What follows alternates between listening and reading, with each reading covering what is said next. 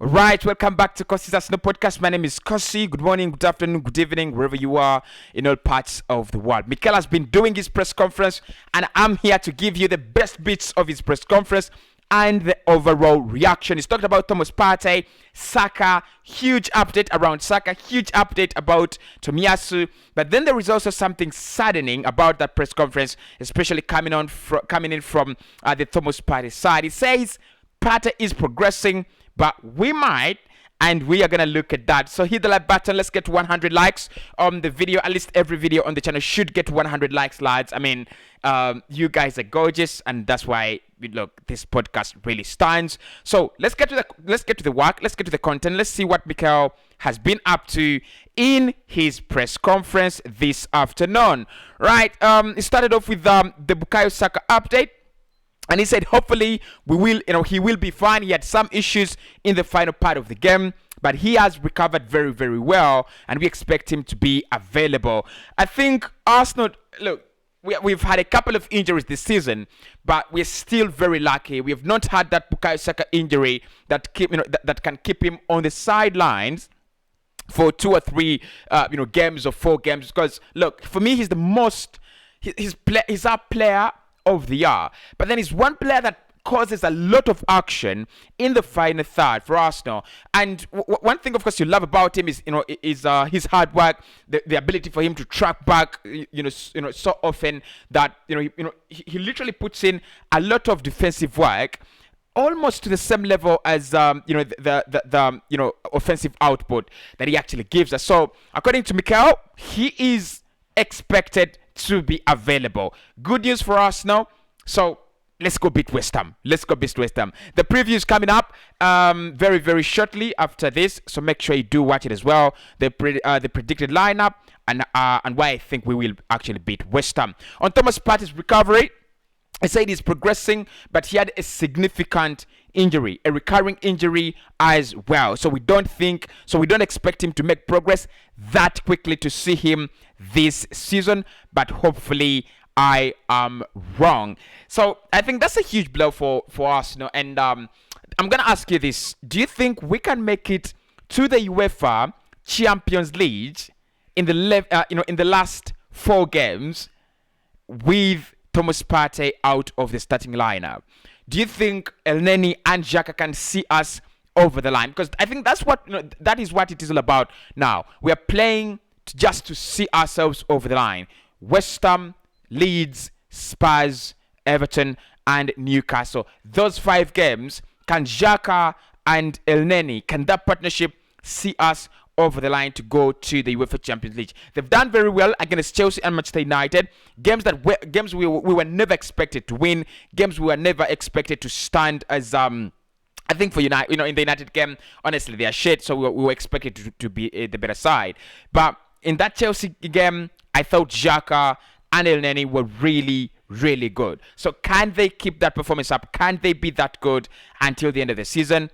Let me know in the comments below. On Tomiyasu Takehiro, it said, look, you only know when a player that when a player has been out for a long spell. When you put him on the bench, he hasn't started any matches yet. He's lacked a bit of time on the pitch, so it's a decision we will make tomorrow. So look, I think Tomiyasu did come on in the dying minutes of the game against Manchester United. Played very well. I think the fans love him. He's the fans' favorite. So there's no question about that. Mikel knows he needs to play him more regularly to get that experience, to be back, to be fully fit, to be fully back. But also I think our defensive lines are being broken very, very easily. I'm still looking at how Cristiano Ronaldo scored that goal, and how Nemanja Matic easily crossed in that ball for Cristiano Ronaldo. That is lazy. The 2 goals we considered against Chelsea, that is lazy. The goals we've considered since Crystal Palace, those are lazy goals. All those are really avoidable, goals. And I think it's coming for a reason that we've lost 2 of our best, players in that back four, Takehiro Tomiyasu and Kieran Tierney. Now, Tomiyasu coming back literally means that we will be missing one player, and that is Kieran Tierney. So I think that's a huge boost for us going to going to West Ham. That we now have players that are really quality, the likes of Jared Bowen, the likes of Mikel Antonio, and Benrahma. You need to be solid, right? Yes, they can concede. They lack. They're going to be lacking around three of their defensive players, but then attacking wise, they are a real threat. If you watch them against Frankfurt in midweek, you can't tell what I'm talking about. On how big a third straight win would be, he said, I think in the league, when you are able to win consecutively away and at home, it gives you a huge platform and things quickly change. We have some momentum, and now we want to make the most out of it. Huge question, huge answer for me. I cannot even say anything far away from that. What Arsenal need is go out there against West Ham and pick up points, either beautifully or ugly. We will not care. I will not care. Because, look, that momentum that we had, I think for around 10 games, is the reason as to why Arsenal find themselves leading the top four race. Maybe not favourites, because if you look at the fixture and the schedule, I think Tottenham do have better games as compared to us. But it's the consistency. Can you chain together a run of games winning or at least unbeaten? We lost 3, and you saw where that put us. It put us in a very, very difficult situation to an extent that United were very, very close to, grabbing our bags. If it was not United United having to play Liverpool, Arsenal, and Chelsea, where they've only picked up 1 point, United could be above us. Just imagine if we lost 3 on a bounce, and United, instead of Liverpool, Chelsea, and Arsenal, had to play Norwich, Leeds, probably. Oh no, Watford. I cannot say Watford because they've lost to Watford terribly, and I don't know.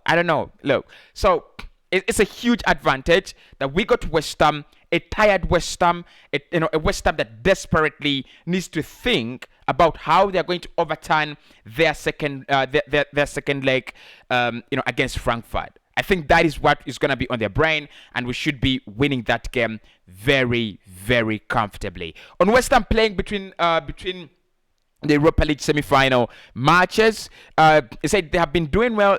They have been doing that all season, and they've been really good in both competitions. They have a big squad as well. They have many different options to change their players and still maintain their level. So I don't see that. We have many. We have played games Wednesday night and Saturday at 12:30. We have managed to beat them. So I don't think about that. So look. Mikel could say, as the manager, you've got to say that you cannot. There's no way you're gonna say it's gonna affect them, because you don't want to bring that, spirit of triumphalism in your squad as early as that. But honestly, there is an advantage. Arsenal do have an advantage in that game. The moment you see that West Ham played on Saturday and Arsenal have not played a game of football since the weekend, that really means something. Honestly, that really means something. They're gonna be tired. Right? Yes, they do have. I don't think they have a very, very big squad. They do have a couple of options in some in some areas, but I think for them to maintain the quality, they'll have to have players like Mikel Antonio play every game, Jared Bowen playing every game, Declan Rice playing every game, probably Benrahma or Forners could change, could interchange positions, but in my opinion, this game comes to our advantage, and not because they played, earlier, because they have to play next Thursday, and it's a huge game for them where they are trailing to Frankfurt, so they have to focus 100%. So Mikel, he can't say it, but deep down he knows this is a huge advantage. Playing a tired West Ham, and of course David Moyes will know. If we come and commit everything against Arsenal in a top four race that we are not going to win, we will lose against Frankfurt because we'll even be more tired. So they have 3 games in a space of 7 days. They can't risk that. So I know Honestly, Mikel knows this is a huge, a huge advantage for us on improving since playing against West Ham away last season. He said hopefully a lot, especially what we did in the first 20 or 30 minutes of that game, that we put ourselves in a really, really difficult position. It's true that we reacted phenomenally well, but we want to start the game in a different way this season. So if you still remember that game last season, in the second leg, it ended 3-0, but in the first 30 minutes of the game, we gave West Ham a 3-0 lead. We were sloppy. I think everything bad happened on that pitch against Arsenal. And I think that was a game where I thought Arsenal were really, really about self-destruction. But then, we bounced back. Odegaard had a masterclass. I think Callum Chambers had a masterclass as well. And Lacazette also had a very, very good game. So, but look, I agree with Mikel. You've got to start games better. On Xhaka's renaissance, he says it's due to things that are happening in his life, his private life. He's a father now. He's been through a lot. He's been through difficult moments here. He's found a lot of support internally to deal with certain situations. His character, the way he approaches problems, how he's willing to change things, how he's willing to change things, improve constantly to become a better person and a better player. So credit to him for what he has done. Look, I wanted to ask you lads, do you think Granit Xhaka has been our most consistent midfielder this season? Let me know in the comment below. Do you think he's been our most consistent midfielder this season? On Jurgen Klopp's new contract, I said we have enough deciding. We have enough deciding what is right for us. So whatever the other teams do, I'm assuming it's to keep them at the best level. Jurgen has shown what he offers the club in the past 6 years. On playing Tottenham in a few weeks' time, he said, "Look, I think everybody knows about that. The last time they played before us, and we didn't take the advantage, and it's going and it's gone the other way around as well. So we can just focus on what we can do." On the benefits of Tottenham losing, he said, "If we win, yes. If they lose and we win, obviously we have gone one more. Obviously we have won one game less in a much stronger position." Look, Tottenham take on Leicester, and I think Tottenham will destroy Leicester. They will win that game. Honestly, if you look at why Tottenham failed to beat Brentford and Brighton, it's the discipline, it's the organization, right? And I don't feel Leicester City this season under Brendan Rodgers have been organized into a very good structure, especially defensively. I think it's going to be an end-to-end game, and that's what Antonio Conte wants, and that's what Spurs do better. If you try to play an end-to-end game with them, they're absolutely going to cut through you, and they're absolutely going to destroy you. So I don't see in any way, shape, or form, I don't see Leicester City picking up points against Tottenham. I don't see it. And also, Leicester are tired. They played over the midweek. I think they're playing in the UEFA Conference League. I do mix up those competitions, and it ended 1-1. Right? It ended 1-1. I think it was Ademola Lookman getting an equalizer for them. So they will be looking at the second leg of that semi-final in the UEFA Conference League, and they'll be thinking, is it UEFA Conference League? Oh, I think it's the Conference League. So they'll be thinking, can we win the second tie of the UEFA Conference League? Because that is one of the reasons, that is one of the chances they have to get silverware. That is one of the chances they have. And remember, I think they're getting used to it. They won an FA Cup. They won a Premier League in 2016-17, and now they've won an FA Cup last season. And if they win this UEFA Conference League, it will really mean a lot to them, especially having a very, very poor season. On West Ham playing in Europe, and competing in the Premier League. It says it's a it's very demanding. But you watched yesterday's game, and the chances they created and the chances that they missed, it could have been very very different. So I don't think it's a performance issue, but of course it's demanding when you play 3 times a week. Absolutely. That time, that is when. So we agree. We get to agree with Mikel on the benefits of a season outside Europe. It says it's what we heard. I said we are going to fight to make the most out of it and try to play it in our favor and try to take advantage of that situation. And I think we've done. Yeah, and I think we've honestly done. I don't know what you people think. On the new experience for players of playing under pressure, he said for most of them it's been like this for the last 2 or 3 months, where everyone is talking about it and they feel the importance of every match. But this is what we want in April and May for things to play for. Look, I think at the beginning of this month, our team was really crumbling under pressure. But I mean that it took a lot of character to just see how they turned things around, how they become more confident, how they become a little bit more mature for me. Because when you play ugly against United and then you win the game, and then you play ugly against Chelsea and then win the game, and then you find yourself scoring 7 goals and conceding just 3 against those 2 big teams in the last 2 in the last 2 appearances in the Premier League, it means a lot. It really means a lot.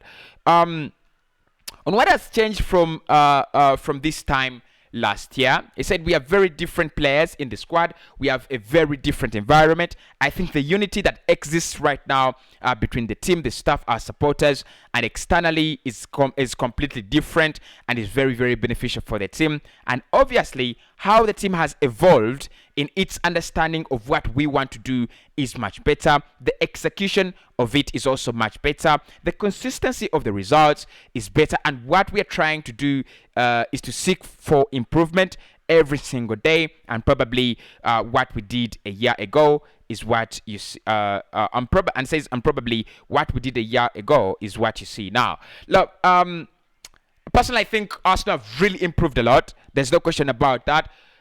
Since we last played West Ham, last year, it's a lot of changes. It's a lot of changes. But the one significant change that I'll pick out is, I think, the maturity for me. It's the maturity.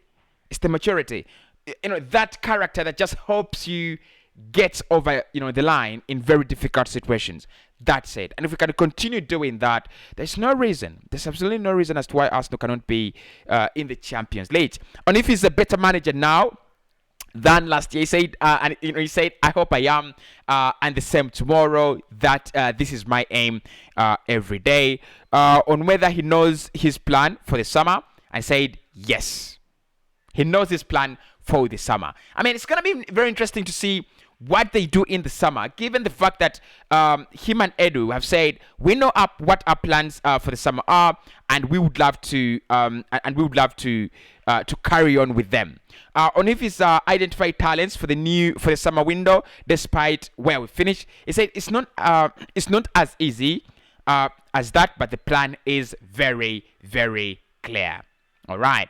On Hector Bellerin as well. He said, any player with a contractual obligation with us, both ways, is our player and is considered our player. So every plan is considered.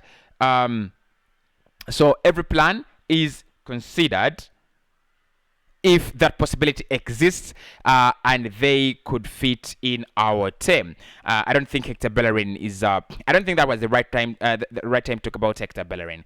On whether West Ham and Leicester will rest players, it's a decision how they manage their squad, how they get the best out of their squad, and how close they think they are of reaching something they have to prioritize.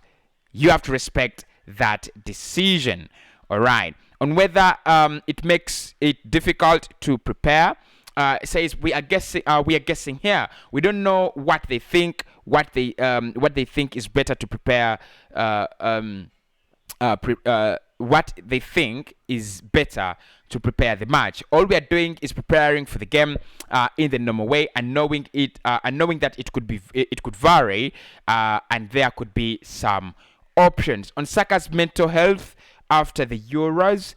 He said the first two conversations that I had with him, it was straight after the incident, but Gareth Southgate was really helpful as well, because he had Bukayo in his hands at the moment, and they were really caring and really supportive of him. So by the time he joined us, he was in really a very good position. Obviously, he got all the support and love and help in a way that he needed to overcome that situation. And then it's down to him and his family around him that were very helpful for him. On the pressure for our youngsters, face with England, he said yes, but I think they are doing it at their clubs, and that's really important. So again, the step of demand is not that high. They are already key and important players in their own clubs, so they are used to the pressure, and at international level, it's something very different. But I think they have the maturity and they have the capacity to sustain that level of pressure and under pressure, because they are doing it every week at their clubs. On Tomiyasu's availability, I said, well, on Tammy's ability with his weaker foot. Sorry, he said, well, when we follow the player and we identify him as one of the candidates, obviously it's one of the things that I came across, and it gives us a lot of solutions. Not only because he can use both feet, but he can play right back, center back, left back. He can play left. He can play left back. So that gives you enormous variability. And it's the way they've been raised and coached since really a young age. That's what he says. That's what he says. So for him, left and right is the same. All right. And if he spoke to Tomiyasu,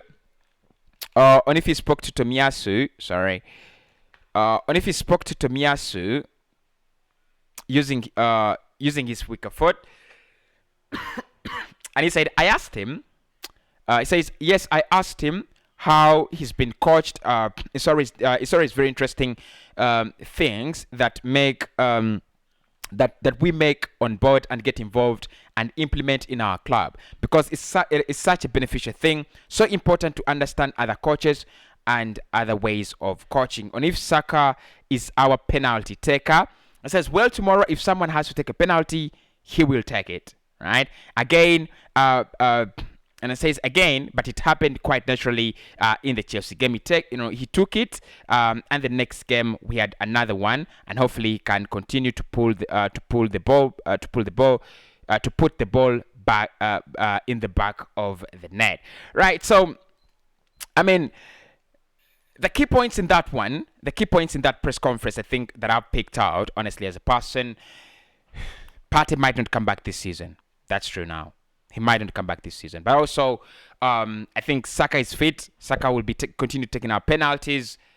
So, happy days. I'll speak to you very soon in the match preview.